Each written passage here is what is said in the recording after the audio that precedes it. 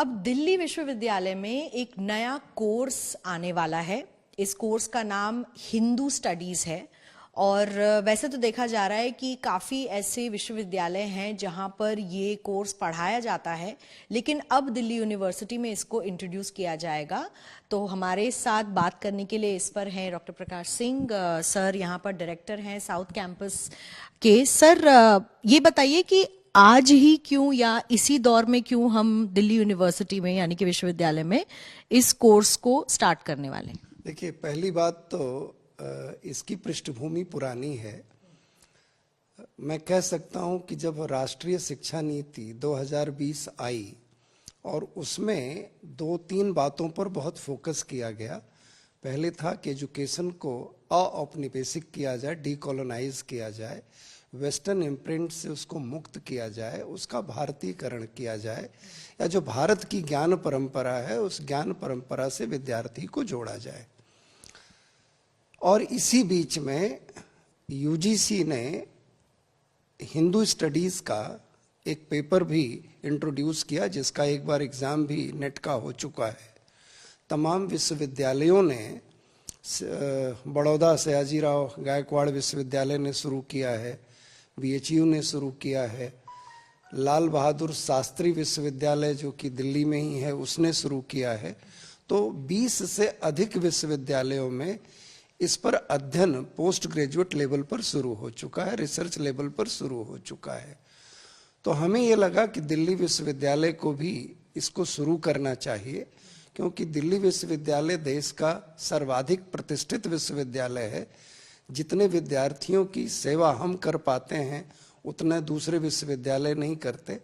तो हमारा फलक बड़ा है और इस बड़े फलक का लाभ पूरे देश को, समाज को और उस ज्ञान परंपरा को मिले, इस नाते इस कमेटी का गठन हुआ और ये सोचा गया कि आने वाले समय में हमको हिंदू स्टडीज का पेपर जो है वो इंट्रोड्यूस करना चाहिए। सर, क्या ऐसा था कि इस कोर्स को लेके कोई मांग हो रही थी? क्योंकि आपने कहा कि 22 से 23 अन्य विश्वविद्यालयों में इस कोर्स को पहले से ही पढ़ाया जा रहा है, तो अब दिल्ली यूनिवर्सिटी में ये जो शुरू होगा, तो क्या इसकी कोई डिमांड थी? और किस तरीके के जो बच्चे हैं क्या स्पेशलिटी लेकर सामने आते हैं इस कोर्स में? देखिए, जब हम स्पेशलिटी की बात करते हैं तो हमको ये ध्यान रखना चाहिए कि किसी भी विषय का आप सिलेबस उठा करके देखेंगे तो उसमें से आपको भारत नगण्य नजर आता है। खास करके हमारे विश्वविद्यालयों की स्थिति यही है। तो एक तो भारत केंद्र में रहे, और जब भारत केंद्र में है तो इसकी संस्कृति, इसकी सभ्यता, इसकी विरासत, जिसका लाभ पूरी दुनिया को मिल रहा है। आज भारत पूरी दुनिया के कोने कोने में पहुंचा है। अमेरिका में फ्लोरिडा में ही 2 विश्वविद्यालय हिंदू, एक इंटरनेशनल हिंदू यूनिवर्सिटी के नाम पे चलता है और एक हिंदू यूनिवर्सिटी के नाम पे चलता है। 2 विश्वविद्यालय चलते हैं, लेकिन क्या वहाँ पर वो फैकल्टी है जो वास्तव में हिंदू अध्ययन पढ़ाने के लिए प्रवीण है? क्या वास्तव में वो पिक्चर हम पूरी दुनिया को दे पा रहे हैं जो हमें हिंदू बनाती है? ये जो सनातनता का मूल्य है, वो सनातन मूल्य पूरी दुनिया तक पहुंचे, उन सब बातों को ध्यान में रखते हुए इस विषय का आकलन किया गया होगा और इसके चलते ही यूजीसी और तमाम विश्वविद्यालयों ने इसको स्वीकार किया। दिल्ली विश्वविद्यालय, मैंने जैसे आपसे कहा कि बड़ा विश्वविद्यालय है, विद्यार्थी इसका वॉल्यूम बहुत है और इसमें तमाम ऐसे आधार शामिल किए जाएंगे जो इतिहास, संस्कृत, भाषा, इन राजनीति, इन सभी मूल्यों को पूरा करते हैं। जैसे आप किसी भी बड़े मैनेजमेंट इंस्टीट्यूट का सिलेबस उठा करके देखें तो वहाँ गीता पर एक कोर्स जरूर मिलता है, रामायण पर, आजकल मैनेजमेंट टेंडेंसीज पर बहुत सारे लेक्चर्स आयोजित किए जाते हैं। आप गूगल करके देखें, Oxford Centre of Hindu studies, आप वहां देखें, वहां पर series of lectures on Ramayana मिलेगा, series of lectures on Gita मिलेगा। जब ऑक्सफोर्ड वाले हिंदू स्टडीज सेंटर चला सकते हैं, जर्मनी में 12 यूनिवर्सिटीज में रिलीजियस स्टडीज के सेंटर चलते हैं, थियोलॉजिकल स्टडीज के सेंटर चलते हैं, तो भारत में जिसकी इतनी बड़ी विरासत है उस विरासत को दुनिया के सामने सही रूप में रखने का प्रयास होना चाहिए। और इसी सब बातों को ध्यान में रखते हुए हम लोगों ने भी सोचा है कि दिल्ली विश्वविद्यालय में आने वाले समय में इसको पीजी लेवल पर चलाने का प्रयास किया जाएगा। तो सर ये कोर्स कब से आप लोग इंट्रोड्यूस करने की सोच रहे हैं, पहला तो, और दूसरा कि इसमें शुरुआती दौर में, क्योंकि आप यूजी की भी बात कर रहे हैं, अंडर ग्रेजुएट कोर्सेज की, तो कहाँ से पढ़ाया जाएगा, एक फाउंडेशन क्या होगा इस कोर्स? देखिए, हम अभी इसको पीजी कोर्स के रूप में शुरू करेंगे, फिर रिसर्च तक जाएगा। यूजी बहुत बाद में आता है, क्योंकि किसी कोर्स को शुरू करने के पीछे 2-3 फंडामेंटल्स बहुत ज़रूरी होते हैं।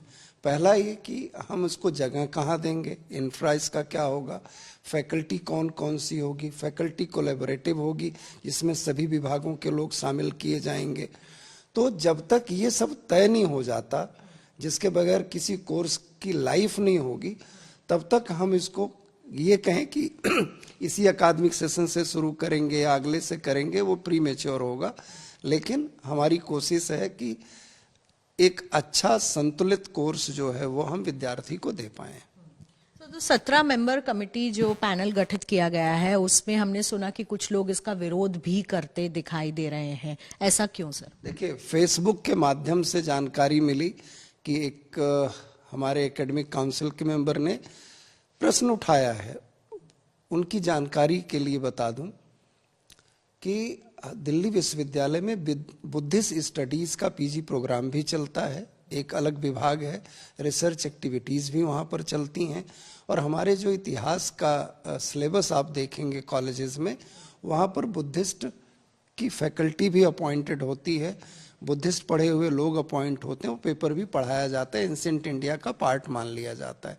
इसी तरीके से हमारे यहाँ ईस्ट एशियन स्टडीज़ का डिपार्टमेंट है, जहाँ पर हम अदर सिविलाइजेशनल्स को पढ़ाते हैं, जापान पढ़ाते हैं, चीन पढ़ाते हैं, हिंदुस्तान नहीं पढ़ाते हैं। आपको किसी भी सिलेबस में हिंदुस्तान की वास्तविक पिक्चर दिखाता हुआ कोई सिलेबस मिलेगा ही नहीं।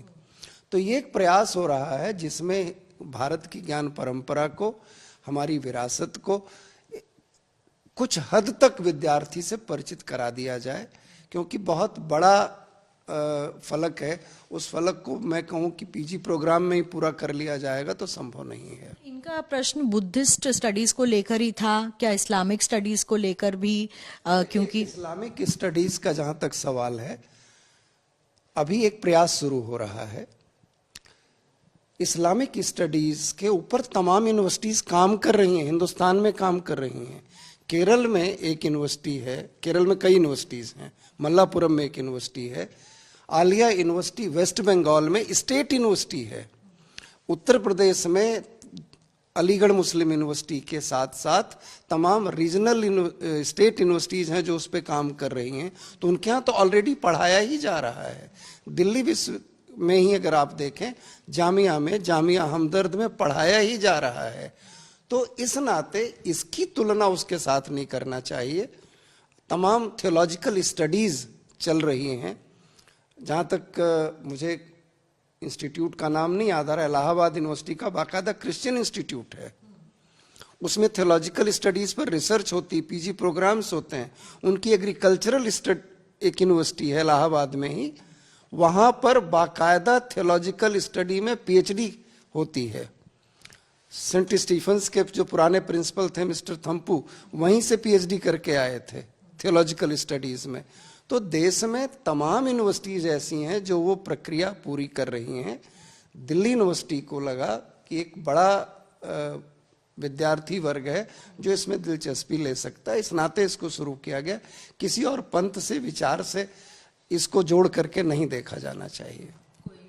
कोई दूसरे विचारों से लेना देना नहीं है। मैं ये पूछना चाह रही थी कि किस तरीके का विद्यार्थी इसमें रुचि रखता है? क्या ये इंटरनेशनल यानी कि अंतर्राष्ट्रीय जो स्टूडेंट्स आते हैं पढ़ने के लिए, उनकी रुचि ज़्यादा है कि हम हिंदू सभ्यता के बारे में या सनातन धर्म के बारे में पढ़ें, या फिर भारत का भी जो स्टूडेंट है वो पढ़ना चाहेगा इसके बारे में? और इसके आगे चलकर जो स्टडीज़ होंगी, किस तरीके से बच्चे को जो पढ़ेगा इस कोर्स को, उसको आगे फ़ायदा मिलेगा इसका? देखिए, अभी यूजीसी ने इस पर नेट का एग्जाम किया है, जैसे जैसे यूनिवर्सिटीज़ में फैकल्टी की रिक्वायरमेंट होगी, वो विद्यार्थी यूनिवर्सिटी सिस्टम में फैकल्टी बनने के योग्य आंका जाएगा और उसकी अपॉइंटमेंट होगी। ये यूपीएससी में भी आना चाहिए, ऐसा मेरा मानना है, क्योंकि वहाँ पर बुद्धिस्ट स्टडीज़ भी हमें मिलता है, पाली भी मिलता है, उर्दू भी मिलता है, इस्लामिक स्टडीज़ का पेपर ऑलरेडी इंट्रोड्यूस्ड है, तो वहाँ पर भी ये आना चाहिए, ऐसी मेरी मान्यता है। तो यूपीएससी का एक रास्ता खुलता है, यूनिवर्सिटी सिस्टम में एकेडमिक्स में आने का एक रास्ता खुलता है। इसके अलावा ये जब इसका व्याप्त बढ़ जाएगा तो तमाम नौकरियों में यहाँ के विद्यार्थियों को अवसर मिल सकेगा, ऐसी हमारी मान्यता है।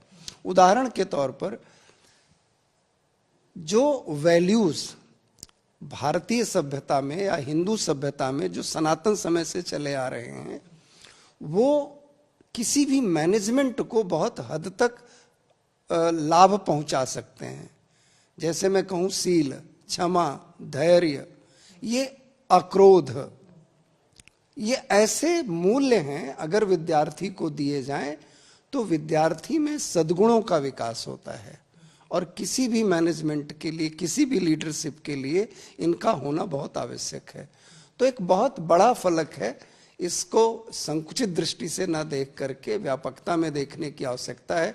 और हम भारत के नागरिक हैं, अगर हम अपनी संस्कृति सभ्यता के मूल्यों को ही जानने की कोशिश नहीं करेंगे तो फिर कौन हमको आके बताएगा। सर, तो ये भी कहा जाता है कि जैसे हिंदुइज्म जो है एक वे ऑफ लाइफ है और उसे ऐसे भी पढ़ा जा सकता है, जैसे आपने लिंक किया अभी कि जिस तरीके की स्टडीज इसमें पढ़ाई जाएंगी उन्हें व्यक्तित्व जीवन में और व्यवसाय में, यानी कि मैनेजमेंट में या फिर बिजनेस में कैसे यूज करना है। जैसे हम चाणक्य नीति पढ़ते हैं जब, तो उसको कैसे मैनेजमेंट कोर्सेज में भी पढ़ाया जाता है। तो सर थोड़ा बहुत बता सकते हैं कि इस कोर्स की जो अभी का जो ढांचा है उसमें क्या क्या होगा? क्या उसमें सिर्फ सनातन धर्म के बारे में बताएंगे या फिर रामचरितमानस के बारे में बताएंगे या मनुस्मृति भी पढ़ाएंगे या ऐसा क्या होगा? दो चीजें हैं। जब हम रामचरितमानस कहते हैं ना तो हम बहुत सीमित कर देते हैं। वो है राम का चरित्र जो वाल्मीकि ने लिखा, और जब उसके विस्तार में जाओगे तो उसमें सीता का चरित्र भी है। और जिस सीता का परिचय आज तक समाज को नहीं हुआ, वाल्मीकि कराते हैं। तो मेरा तो ये प्रश्न है तमाम विभागों से, संस्कृत के आचार्यों से भी, उस सीता का परिचय क्यों नहीं कराया जिसका परिचय वाल्मीकि प्रारंभ में ही कराते हैं। त्रयी सिद्धांत जो रिसर्च मेथोडोलॉजी कौटिल्य देता है, उसका परिचय आपने आज तक नहीं कराया। पश्चिम से आए हुए एम्पेरिकल एंड नॉर्मेटिव्स में पूरी की पूरी रिसर्च पूरी हो जाती है, जबकि कौटिल्य तो 32 सिद्धांत देते हैं, 32 माध्यम देते हैं, 32 टूल्स देते हैं। क्या आपने उसके बारे में बताया? प्रमाण सिद्धांत के बारे में बताया? क्या मूल्यों के बारे में बताया? क्या वास्तव में उन ग्रंथों के साथ आपने न्याय किया जो आदि ग्रंथ माने जाते हैं? क्या महाभारत सिर्फ झगड़े का ग्रंथ है, सिर्फ युद्ध का ग्रंथ है? उसमें शांति पर्व नहीं है, आदि पर्व नहीं है। आदि पर्व जो है पूरा का पूरा डिप्लोमेसी से डील करता है, शांति पर्व जो है राजधर्म और गवर्नेंस से डील करता है। तो आपने अपने ही ग्रंथों का परिचय अपने युवाओं से, अपने समाज से कराया ही नहीं। तो इस नाते इसकी महत्ता बढ़ जाती है कि हम एक ऐसा प्रोग्राम लेकर के आए जिसमें हम विद्यार्थी को बता सकें। हम सब कहते हैं ये हिंदू है, लेकिन क्या वास्तव में हिंदू को परिभाषित किया गया? तो वो परिभाषा देने की कोशिश होगी। हम ये नहीं कहते वो सभी को सर्वमान्य होगी, लेकिन कोशिश तो होगी, ईमानदार कोशिश होगी। तो बिल्कुल बहुत कुछ सीखने को मिल सकता है हिंदू स्टडीज के कोर्स में। हालांकि जो 17 मेंबर का पैनल गठित किया गया है उसमें थोड़े बहुत कुछ जो प्रश्न हैं वो उठाए गए हैं। उन मेंबर्स ने नहीं उठाया है, उसमें हमने कॉलेजेस की फैकल्टी भी रखी है, एक इलेक्टेड कंपोनेंट के तौर पे भी व्यक्ति को रखा है, डीन्स को रखा है, क्योंकि ये ह्यूमैनिटीज एंड सोशल साइंस का विषय है तो उसके डीन एंड हेड भी वहाँ पर शामिल हैं। ये जो प्रश्न उठाया है वो बाहर से उठाया गया है, और उसके पीछे देखिए एकेडमिक्स में प्रश्न के लिए नहीं उठाने चाहिए, विमर्श के लिए उठाने चाहिए। जिन सज्जन ने प्रश्न उठाया उन्हें तो ये भी नहीं पता कि दिल्ली विश्वविद्यालय में और कौन कौन से कोर्सेज चलते हैं। आपकी जानकारी के लिए बताऊं कि हमारे यहाँ पाकिस्तान के ऊपर पूरा पेपर पढ़ाया जाता है पॉलिटिकल साइंस के एमए में। क्यों पढ़ाया जाता है भाई? क्या आम विद्यार्थी से कुछ अलग बताते हैं क्या? इसी तरीके से इस्लाम एंड इंटरनेशनल ट्रेड के ऊपर पढ़ाया जाता है। हिंदू ट्रेड तो आपने पढ़ाया नहीं, जबकि 16वीं 17वीं शताब्दी तक वर्ल्ड जीडीपी का 1/3 हम कंट्रोल करते थे। 1757 तक जो वर्ल्ड जीडीपी है उसका 24% हमारा कंट्रीब्यूशन था। अगर भारत इतना समृद्ध था तो कैसे था? क्या हमने बताने की कोशिश की? तो हिंदू केमिस्ट्री क्या है हमने कभी नहीं पढ़ाया, वैदिक मैथ क्या है हमने नहीं बताया। तो हमारी कोशिश होगी, मैंने पहले ही कहा सब कुछ शामिल नहीं हो सकता एक कोर्स के सिलेबस में, लेकिन हमारी कोशिश होगी एक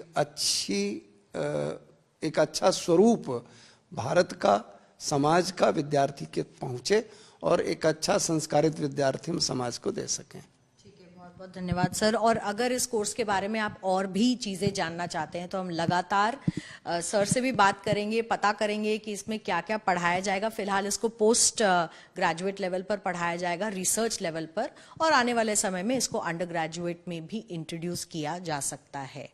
राजा कुमार के साथ नई दिल्ली से मिलन शर्मा, आज तक।